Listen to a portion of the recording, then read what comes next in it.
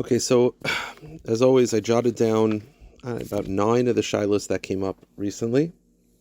Some of them are super relevant. Some of them I've got emails about a couple weeks ago, and I just didn't get around to doing it. As always, I'm going to send out in the chat like a link to be able to send out like an anonymous email. But the truth is, you could always just contact me directly, avizakutinsky@gmail.com. That's avizakutinsky@gmail.com. Okay, so the first question is that on Shalom Aleichem Pesach we began saying V'Sein Bracha in shemone esrei.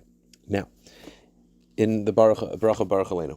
First of all, if anyone doesn't realize that, we started saying V'Sein Bracha. Now, if you said V'Sein Talumatar, you have to repeat shemone esrei. Meaning, if you said V'Sein Talumatar and you didn't fix it until you finished shemone esrei, you have to repeat. So the question that I was discussing, that I was asked, is what if someone forgot to say V'Sein Bracha on Friday afternoon and only realized once it's Shabbos? So the question is like this. Fundamentally, is there a purpose? It's already Shabbos now. You've already said, he said L'chadodi, it's already Shabbos. He can no longer daven mincha. So the question is, at that point, what does he do? So there's basically two options. On the one hand, you could argue the same way if you regular on a Tuesday. If I forgot V'Sein Bracha on a mincha, I have to daven maariv twice. So erev Shabbos should be the same. I daven maariv twice. On the other hand, one could argue that there's no purpose in davening maariv twice, considering maariv of Shabbos does not have the bracha of Baruch Aleinu anyway.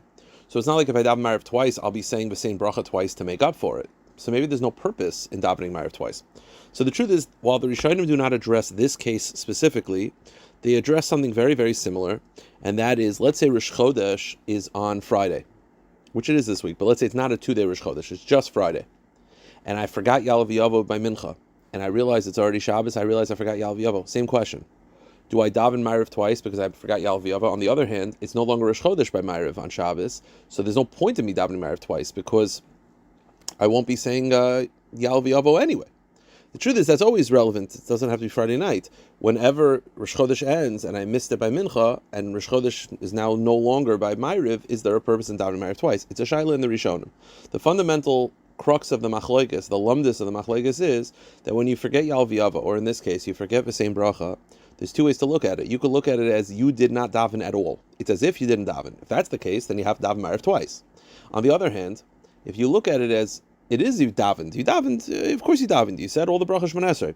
You missed an important line of V'Sein Bracha. Therefore, you daven twice in order to make up that line. But if the following tefillah does not have the V'Sein Bracha in it, as in this case where it's Friday night, there's no purpose in davening maariv a second time. So generally, it's a machlokes rishonim. So what we do generally is whenever there's a machlokes rishonim about whether you should daven, we always say daven again. You could always daven and have in mind that if I'm not obligated, it's an optional tefillah. It's called a tefillas nedava. However, this doesn't help for Shabbos because there's no optional tefillas on Shabbos. There's no tefillas nedava on Shabbos. It's not allowed. Because tefillah are modeled after karbanos, there is no optional karbanos on Shabbos, only obligatory karbanos on Shabbos.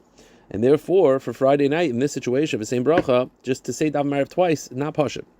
So most poskim would tell you not to daven maariv twice, let it go, shev al tasa adif. However, what they do advise is after shemone esrei, on Friday night davening, there's a tefillah called this me'ein sheva, which is, it's a shortened shemone esrei that the chazan says. It's after Vayichulu, with Magen Avos, there's a bracha. That is like a short shemone esrei. What you should do is you should listen to that, and the chazan, when he says it, should have in mind to be motzi anyone that, for whatever reason, needs another tefillah. And therefore, that would be an eitzah. Okay. On to the second shaila, which I got asked from a couple people this week, and that is, for those that keep the first half of Sfira, or even, for those that keep the first half of Sfira, so we're not allowed to shave. The question is, are you allowed to shave this Friday because it's Friday, it's Shabbos Rosh Chodesh? So when it's Shabbos Rosh Chodesh, could you shave on Friday l'kavod Shabbos? So the Mishabura in Siman Tov Tzadi Gimel Sifkat and Hey addresses this, and he says as follows: Af la noigim iser gam ad Rosh Chodesh iyur, even those that do not get a haircut until Rosh Chodesh iyur, Mekom makom imchal Rosh Chodesh b'Shabbos, if Rosh Chodesh falls out on Shabbos as it does this year, kivin sheyesh kan tosefes simcha, because there's such a great simcha that it's Shabbos and Rosh Chodesh together, yesh lahater l'staper be'erev Shabbos b'nekavod Shabbos. You can get a haircut on Friday l'kavod Shabbos. You can get a haircut and shave l'kavod Shabbos Kodesh. So that is the psak and the Mishabura. It's allowed. Now, two things to point out. First of all, this Pesach seems to be for the Ashkenazim. Sfardim are a little bit more strict. Or Yakut Yosef writes that you should only be lenient if you're mitztar harbe, which means, listen, if someone is really uncomfortable and a Sfardi wants to shave, you don't give musar. But ideally, even for Sfardim, they wait until Lamed Daled Ba'omer. They don't shave on Lag Ba'omer, they shave on Lamed Daled. Secondly, there's a broader shaila, and that is, what about Tzavas of Yehuda Chassid? Tzavas of Yehuda Chassid was the tzava, the last will and testament of Yehuda Chassid. He had many halachos. Some of them are famous, some of them are less famous. The more famous ones are not to marry a girl that has the same name as your mother.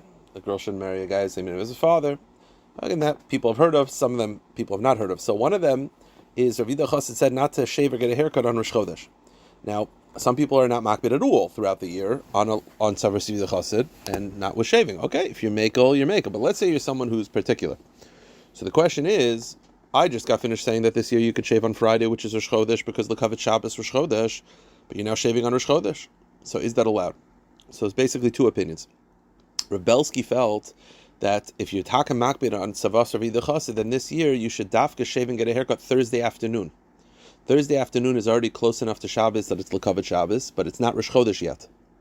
However, Moshe Feinstein held that he's quoted as feeling that in this situation, even if you're normally makbid on Tzavas or Yehuda Chassid, you could be lenient, because the Kavod Shabbos of Rosh Chodesh overrides Tzavas Yehuda Chassid, and therefore you can get a haircut and shave on Friday, and that seems to be the minhag. Okay, now I'm going to mention some of the shaylos that I got. So someone asked me that on Pesach, someone had accidentally used the dishes to cook chametz. The question is, do they have to do anything with the kelim after Pesach? It's an interesting thing, because in your mind, your initial reaction is, of course, because it was cooked chametz on Pesach, which means that the kelim became treif. They became chametz stick on Pesach, very, very aser. After Pesach, l'chori, you have to purge them. But Pesach is kind of unique in that up to Pesach, everything's permitted, chametz is permitted. On Pesach, super strict, and then the second Pesach's over, chametz is back on. So the Ramah addresses this in Siman Taf Mem Zayin Sif Aleph. The Ramah says, the Mechaber first says, chametz bepesach, chametz on Pesach, oiser ta'aruvis, it prohibits a mixture, bein b'minai, bein shaloi b'minai, whether it's like-minded food, different types of food, b'mashu. A little bit of chametz causes the whole mixture to be a problem. It's not batel. Says the Ramah, v'loi miu kelim shenizbashel behem. The Ramah says the kelim that cooked with chametz on Pesach, mutarim la'achar Pesach. The second Pesach's over, they're mutar. Bein tzarich shvir oy hagala. You don't have to discard the kelim, and you don't have to kasher the kelim. The second Pesach's over, as long as there's no actual chametz left over, meaning you have to clean out the actual dish, the kelim themselves become permitted. The Mishabura explains, he writes the follows, Afilu bishlam bepesach atzmei chametz, shel yisrael harbe. Even if you cooked with that kelim a lot of chametz. V'nivlu behem, and they're saturated. When you cook something in a pot, the pot becomes saturated, or they're saturated with chametz. Afilu hachi mutar machar Pesach. It's permitted, the second Pesach's over. Sha'az kvar. It's a very interesting svara. Why is that? L'chor, you have to kasher them. So here's the rule. The rule is, when it comes to kashrus, that once the pot was not used within 24 hours, it no longer has the potency to be able to actually trafe further dishes. Meaning, technically on a biblical level, if I go to McDonald's and I take a frying pan that has not been used in 24 hours, and I cook, not a sharp item, but I cook like a burger, a kosher burger, technically the kosher burger is permitted to eat, because any non-kosher flavor that's in the walls of the pot after 24 hours becomes putrid. Now, why don't I go into McDonald's every day and just take a pot that has been used 24 hours and use it l'chachila? Right? Avi just said in the shiur that after 24 hours, it cannot, the flavor that it's imparting is putrid. So why are we strict? The answer is, we're concerned, it's a rabbinic prohibition. We're afraid that if it hasn't been used, if you use it after 24 hours, you might come to use it within 24 hours. You might come to use a fresh pot from McDonald's, not realizing there's a major distinction, and you'll come to really mess up your food. So because of this, we're geyser einoi ben yoimai, otu bes yoimai. We're geyser a pot that has not been used in 24 hours is prohibited, lest you come to use a pot within 24 hours. That's the psak. But says the Mishnah Berurah, in this case, after Pesach's over, any chametz flavor that's in the walls of the pot that was absorbed on Pesach, after 24 hours, is putrid. Now you're going to say, yeah, but I thought we're concerned that if I come to use after 24 hours, I might come to use within 24 hours.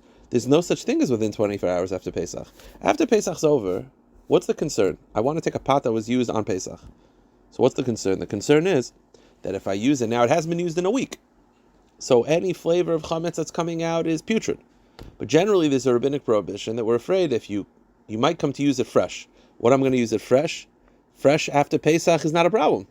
It's impossible to make this gezerah. This gezerah doesn't apply anymore. The second Pesach's over, I can't go back in time. It's not like chazer where I could use a fresh McDonald's pot. I can't use, after Pesach, the only way it could be fresh chametz is I just made chametz in it, which is allowed.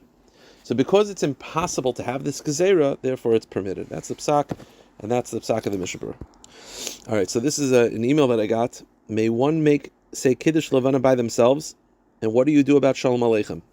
So the Pri Chadash in Simtach Chavav Sif Aleph writes, Beferish, you're able to say Shalom Aleichem alone.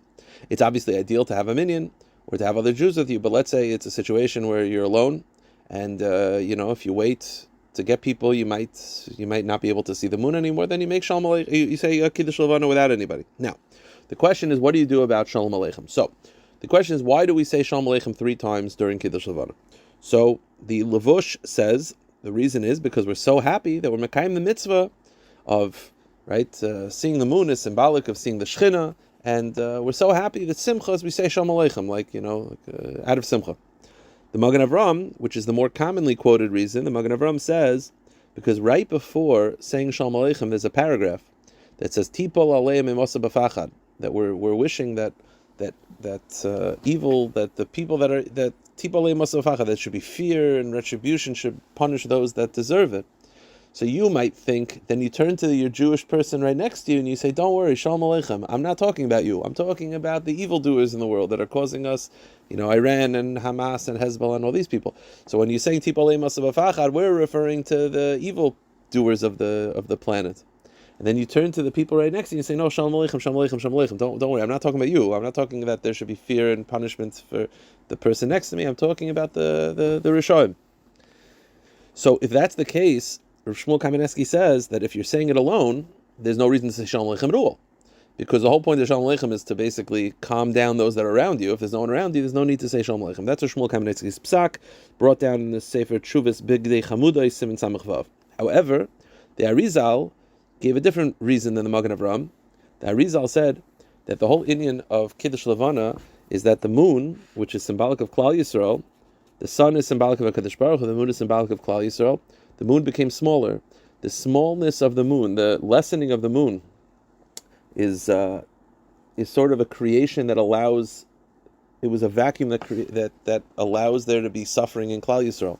That the lessening of Klal Yisrael are smaller. It's basically a reality that allows galus. And therefore, when we daven in Kiddush L'Vana, we're davening, right? It's a paragraph that we say is that the moon should become big again. What we're really referring to is that there should be a shleimus in Klal Yisrael.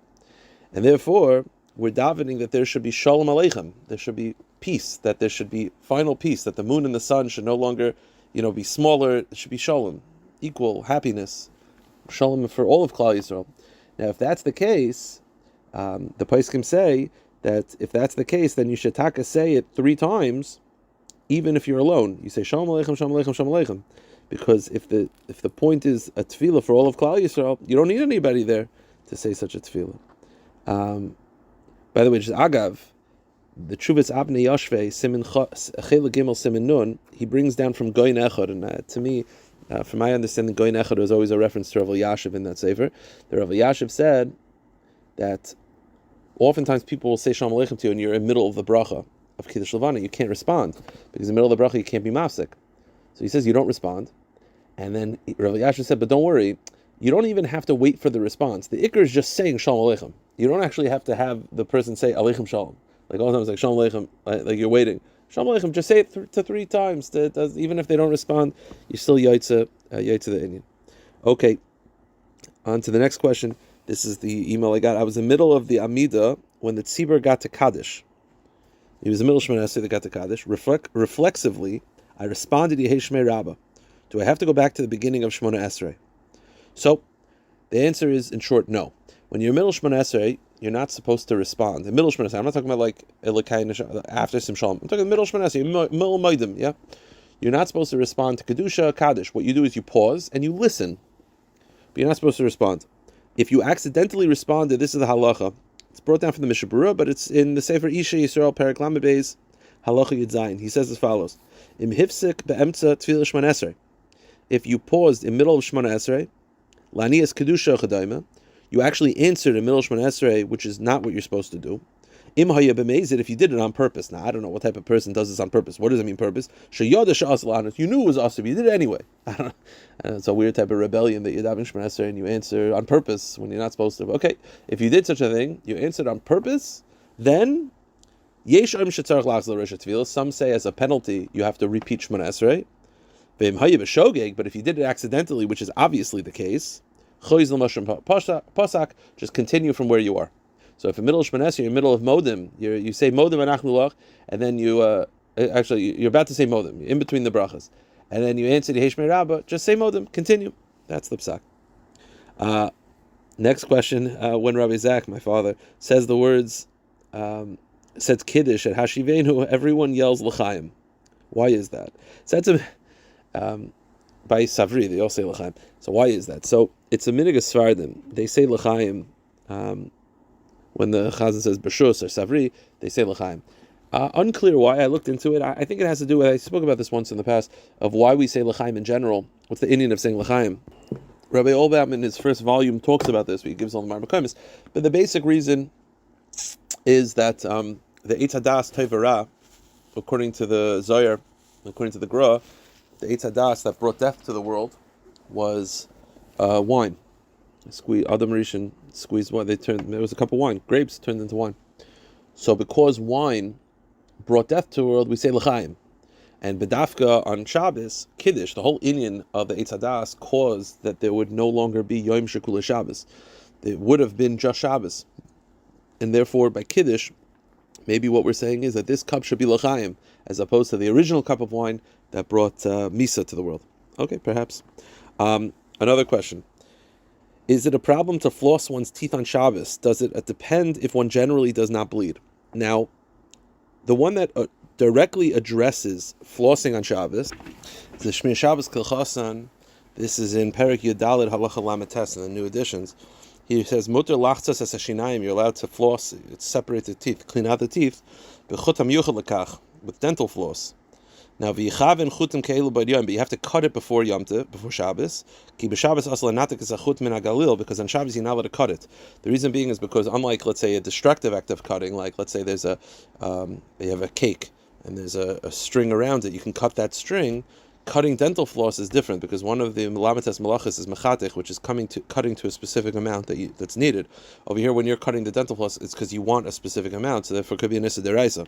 So what you do is you cut it before Shabbos, and he says v'mloi heichem bod yom, and if you did not cut dental floss before Shabbos, yishtamish b'chut shebegalim, then use the floss without cutting it. Just use, pull some extra and just let it hang there until after Shabbos. Now, the Shmir Shabbos Chacham says you're allowed to use dental floss. Now, he does not reference what if you will bleed.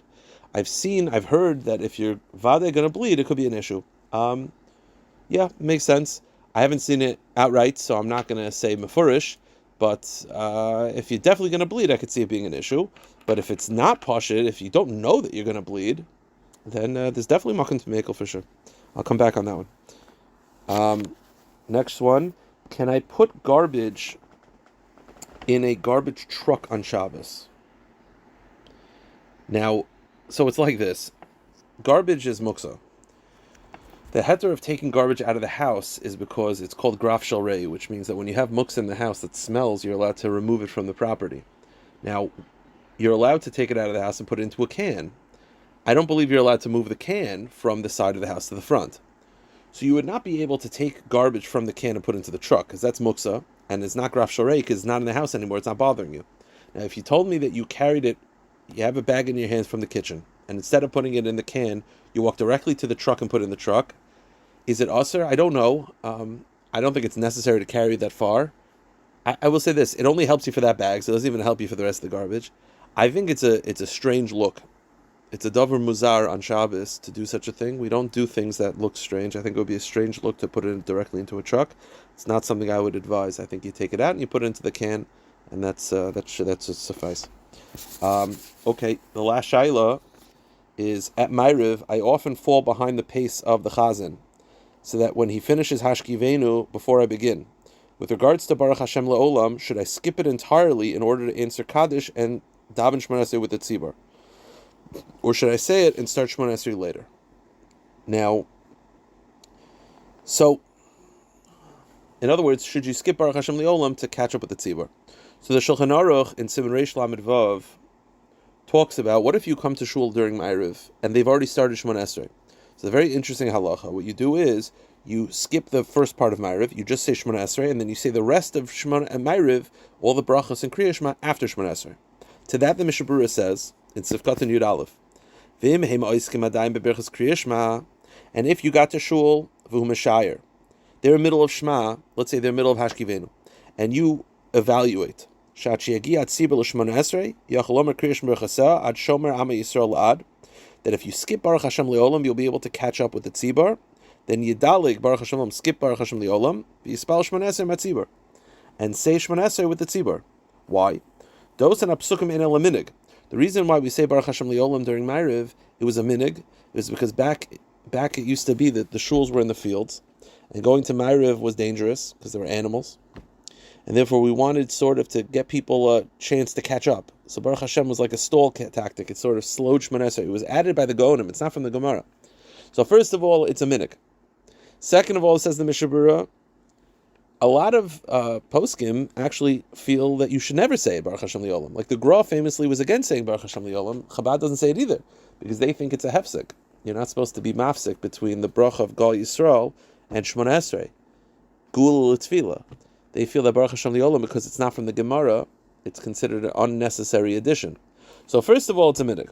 Second of all, there are those that are against saying it b'chlal. So therefore, you should definitely skip it. Now, the question is, should you say it after shemone esrei? You skipped it, should you say it after shemone esrei? So the Mishnah Berurah then says, "Medivrei hataz ve'el Yerabba muvur behedya." The Taz and the El Yerabba hold the Baruch Hashem le'olam v'gam yirin yomer achar tefillah. Say it after shemone esrei. V'chein hetek achai adam v'chein mashur ksas magen avram. Big poskim. Most poskim say to say it after shemone esrei. Achen b'maisa Rav, however, the Gra said the achar tefillah lo yomer psukim. You should not say it after shemone esrei. Because he says the whole purpose of the davening was it was instituted to be said before shemone esrei and not after. So what should you do? So it says in Mishnah Berurah, you should say it, but don't end the paragraph Yirei Nenu with the bracha. Elayomer, you should rather say it ad ki ein lanu melech ela ata. Get to the words ein lanu melech ata. If you look in the siddur, you'll see the last paragraph Yirei Nenu. There are words ein lanu melech ata, and then stop. That's what you should do. That's the psak of the Mishnah Berurah. Okay, very good. We'll continue next time.